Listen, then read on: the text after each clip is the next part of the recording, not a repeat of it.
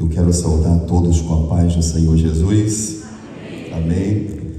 Bom é podermos estar aqui nesta tarde, adorando o Deus da nossa salvação. E assim sendo, eu quero convidá-los ao texto que fora escolhido.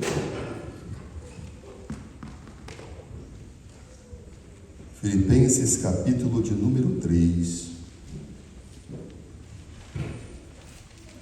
Eu quero fazer menção aqui do versículo 8, Filipenses capítulo de número 3, versículo 8. Quantos irmãos acham? Eu trago a saudação do nosso pastor presidente, pastor Haroldo Mitsuji Yamamoto. A igreja recebe, amém? Amém. E sou grato a Deus por esta oportunidade de poder estar aqui para ministrar neste congresso de jovens. Somos gratos a Deus pela vida do pastor Edevaldo. O pastor Edevaldo é um grande amigo, grande companheiro, amamos a sua vida, a sua família, e agradeço, pastor Edevaldo, pelo convite, em nome de Jesus de Nazaré. E antes de lermos ainda, irmãos, eu quero parabenizar a mocidade El Shaddai da congregação de Sanarudai. Aleluia, que Deus abençoe todos esses jovens de uma forma especial, poderosa. Sou grato a Deus pela vida do cooperador Alisson e também da irmã Reiviane, sua esposa, que estão coordenando este trabalho na congregação de Sanarudai. E eu agradeço pelas orações, pelo convite, e eu quero dizer, irmãos, que a presença de Deus, ela é notória neste lugar. Deus, ele tem ministrado já ao nosso espírito, a nossa alma, de uma forma tão especial nesta tarde. E eu achei lindo esse trabalho, achei lindo a entrada, a apresentação que foi feita, a forma como o Espírito Santo de Deus já tem ministrado aos nossos corações. Aleluia. Eu creio que Deus, ele tem muito mais por fazer. Também louvo a Deus pela vida de cada um dos pastores, presbíteros que aqui estão, vieram adorar a Deus neste congresso de jovem, juntamente com as suas congregações, juntamente com o departamento de jovens. Louvamos a Deus pela vida de cada um de vocês. Aleluia! Coisa maravilhosa é poder estar na presença de Deus, senti-la e também poder ver jovens que amam a Deus, servindo ao Senhor, sendo edificado através da sua poderosa palavra. Vamos ao texto sagrado. Eu quero fazer menção deste versículo e, na sequência, ao som de 3, todos leremos este versículo. Então, eu vou fazer menção primeiro. Diz assim,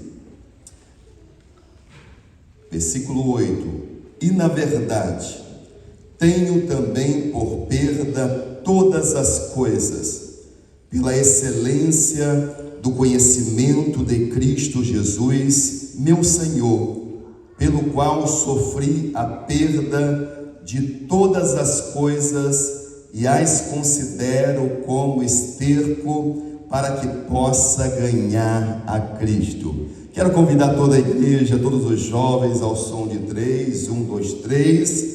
E na verdade, tenho também por perda todas as coisas, pela excelência do conhecimento de Cristo Jesus, meu Senhor, pelo qual sofri perda de todas as coisas e as considero como esterco para que possa ganhar a Cristo. Louvado seja o nome do Senhor.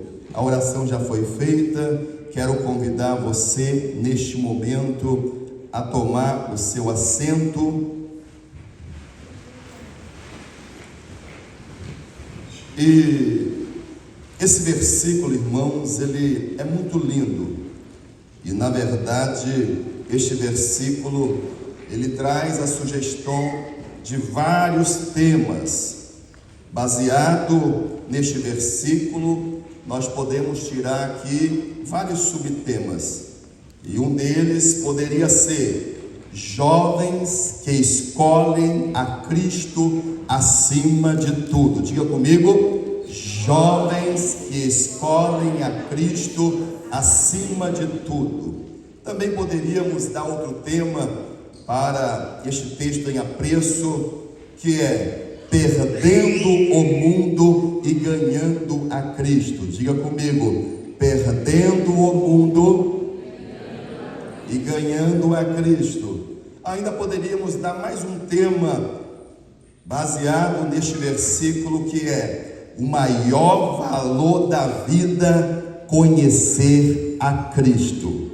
Quando nós olhamos, irmãos, para a epístola aos Filipenses, nós vemos aqui que o autor desta carta é justamente o apóstolo Paulo, e traz o tema alegria de viver por Cristo, escrito cerca de 62, 63 depois de Cristo. Interessante observar, irmãos, que o apóstolo Paulo, quando ele escreve aos Filipenses, ele se encontrava preso em Roma. E assim sendo, nós vemos, irmãos, que o tema da carta, bem como o primeiro versículo do capítulo de número 3, mostra um chamado à alegria no Senhor. Nós vemos que alegria no Senhor é um tema recorrente desta carta. E assim nós podemos ver que ele começa esse capítulo dizendo: resta, meus irmãos, que vos regozijeis no Senhor. Resta, meus irmãos, que vos alegreis no Senhor. Nós vemos aqui, irmãos, que o apóstolo Paulo, ele afirma que nós devemos nos alegrar em Deus, que nós devemos nos alegrar em Cristo, que nós devemos nos alegrar no Espírito. E assim sendo, nós vemos que ele começa mostrando que Cristo já havia sido glorificado, já havia cumprido a obra que ele estava proposta, porque nós vemos que Jesus, ele veio a esta terra com propósito, e o propósito da vinda de Cristo é justamente a redenção da raça humana, trazer a humanidade para uma reconciliação com o Pai. E assim sendo, Jesus já havia cumprido este propósito. Ele veio a esta terra, se manifestou em carne, ele viveu, ele ensinou, ele pregou, ele deu exemplo com a sua vida e manifestou sinais espetaculares, sinais maravilhosos que impactou a sua geração. Nós vemos que ele vai até a cruz, ele morre, ao terceiro dia ressuscita, é visto por mais de 500 testemunhas oculares, aleluia, das recomendações à igreja, e assim sendo, ele é assunto aos céus.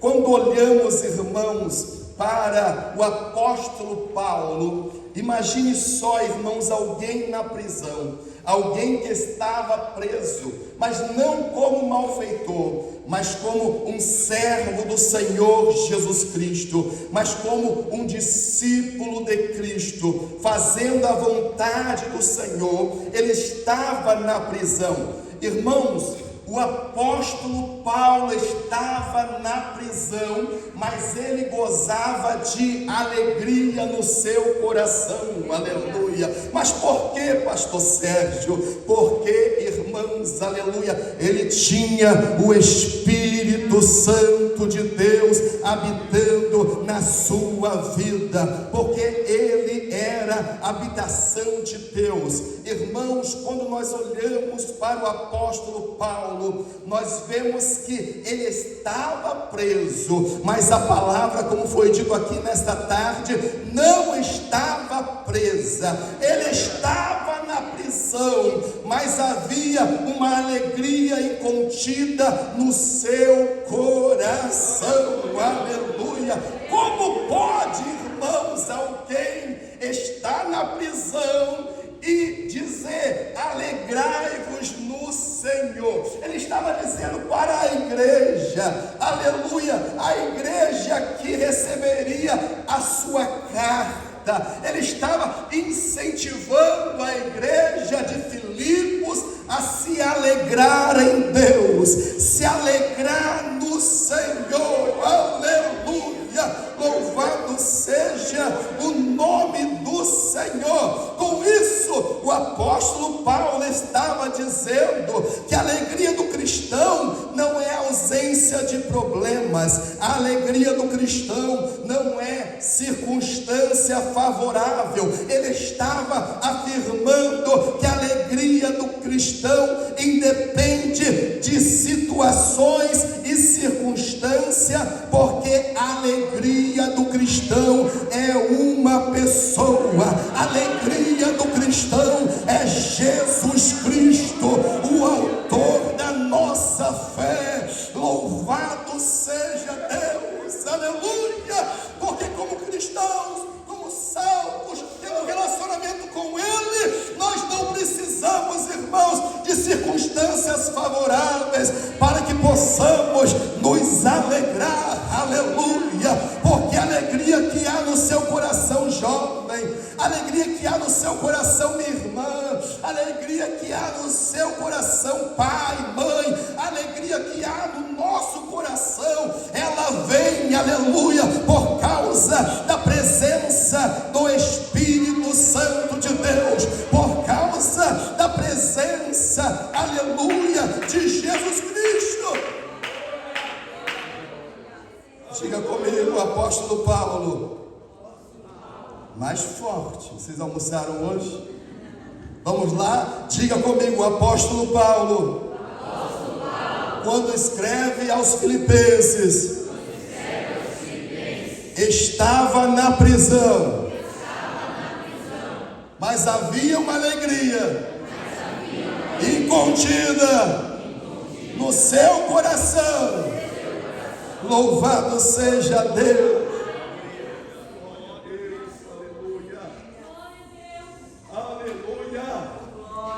Eu quero te dizer nesta tarde, se você ouvir a voz de Deus, a voz do Espírito Santo, como já foi dito aqui, pelo menos 3 vezes, não endureçais o vosso coração como no dia da provocação.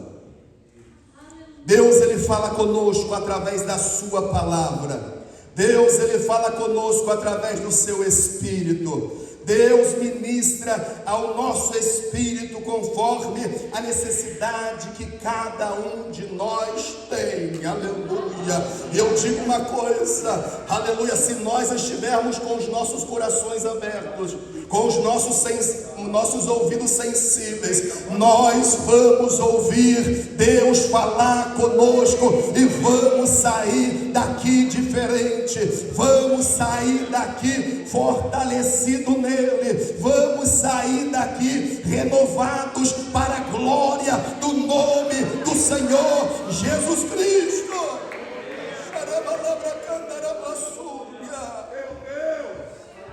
Interessante que na segunda parte do versículo 1, o apóstolo Paulo vai dizer aos Filipenses: não me aborreço de escrever-vos as mesmas coisas, porque é segurança para vós.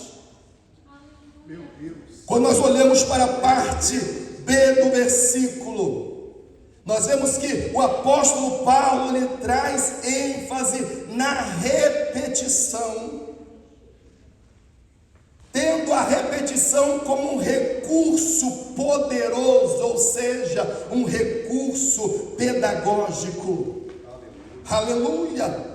Interessante, irmãos, que isso é um fato que, via de regra, o apóstolo escreve para as igrejas, e o que ele escreve para as igrejas não é fato novo, não é novidade. Ele repete, ele reprisa, ele volta a enfatizar os mesmos fatos, as mesmas verdades da parte de Deus, as mesmas doutrinas.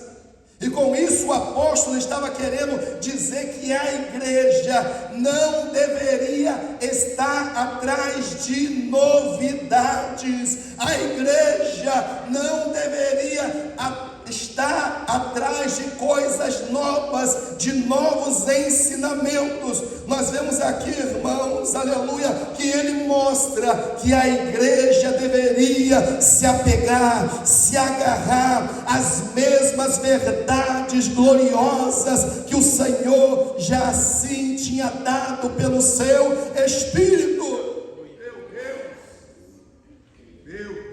A repetição é um recurso poderoso. Eu louvo a Deus pela vida da minha esposa, missionária Viviane, que está ali, juntamente com os meus filhos, Bruna, Reila e Joshua. E a repetição é um recurso poderoso. Irmãos, lembro-me que eu estava em Minucamo, pastor Edevaldo, e antes do culto, quando o Joshua tinha 2 anos e o Reila tinha 3 para 4 anos, a missionária Viviane, ela dava um sermão para eles. Ela falava que estaríamos indo para a igreja para adorar a Deus.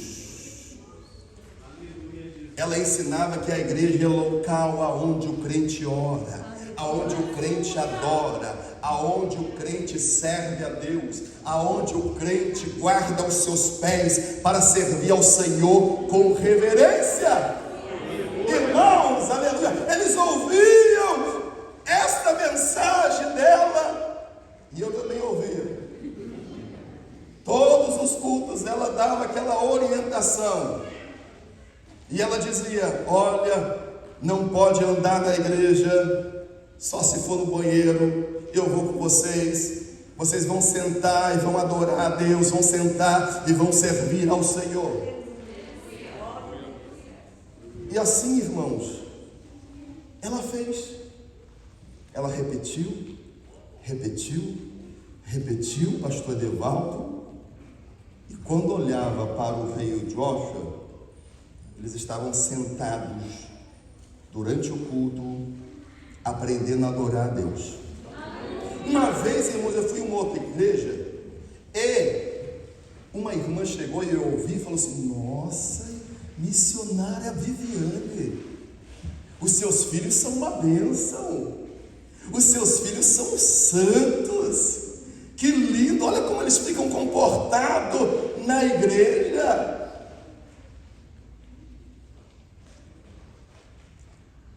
Mas por causa de quê? Diga comigo: a repetição. E o apóstolo Paulo dizia para a igreja: eu não me aborreço de falar as mesmas coisas, aleluia, porque aquilo que ele estava falando era importante, porque aquilo que ele estava falando seria fundamental para nutrir a fé da igreja, porque aquilo que ele estava falando seria fundamental para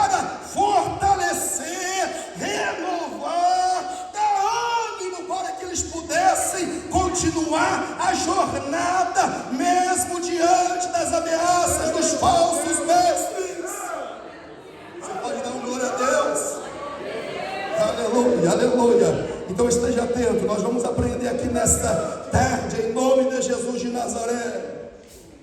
Podemos ver, irmãos, que o apóstolo Paulo, ele estava ali, ele estava sendo um instrumento, mesmo em cadeias.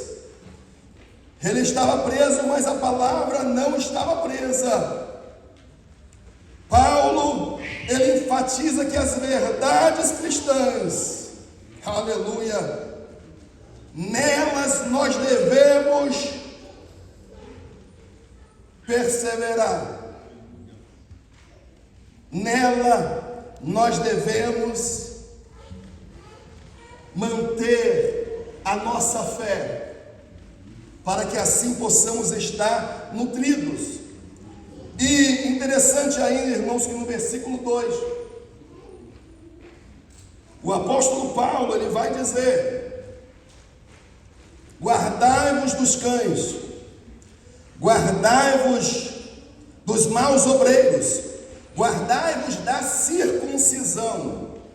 Nós vemos aqui, irmãos, que o apóstolo Paulo, ele traz por 3 vezes uma ênfase, dizendo: guardai-vos, ou seja, acautelai-vos dos cães, acautelai-vos dos maus obreiros, acautelai-vos da falsa circuncisão.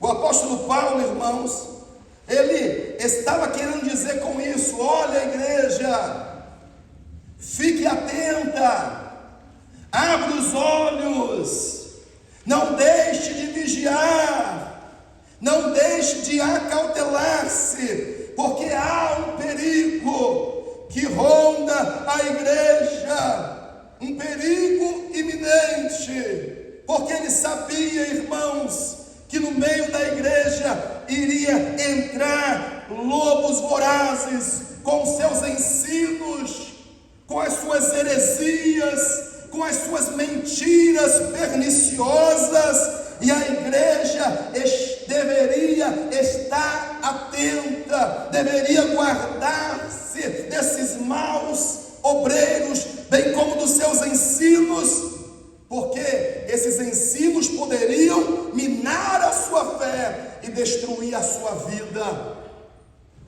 Então nós podemos notar, irmãos, que a heresia, ela é bem verdade um perigo.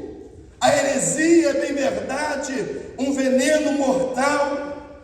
E aí Paulo, ele mostra para nós o segundo ponto: a necessidade de identificarmos os falsos mestres.